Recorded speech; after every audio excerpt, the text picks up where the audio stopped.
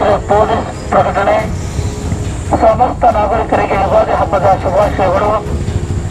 ಸಾರ್ವಜನಿಕರಿಗೆ ಈ ಮೂಲಕ ತಿಳಿಯಪಡಿಸುವುದೆಂದರೆ ದಿನಾಂಕ 30/3/2025 ನಡೆಯುವ ಯುಗಾದಿ ಹಬ್ಬದ ಆಚರಣೆ ಸಮಯದಲ್ಲಿ ಕಲ್ಯಾಣ ಮಂಟಪ, ಹೋಟೆಲ್, ವಸತಿ ಗೃಹಗಳು, ಮನೆ, ತೋಟದ ಮನೆಗಳು, ರಸ್ತೆಯ ಬದಿಗಳಲ್ಲಿ ಟೆಂಟ್ ನಿರ್ಮಿಸಿಕೊಂಡು ಜೂಜಾಡುವುದನ್ನು ನಿಷೇಧಿಸಲಾಗಿದೆ.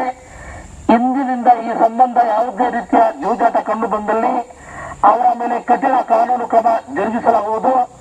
ಹಾಗೂ ಇದಕ್ಕೆ ಪ್ರೋತ್ಸಾಹಿಸಿದ ಸ್ಥಳದ ಮಾಲೀಕರು, ಮಧ್ಯವರ್ತಿಗಳ ಮೇಲೂ ಕಾನೂನು ರೀತಿ ಕ್ರಮ ಜರುಗಿಸಲಾಗುವುದು.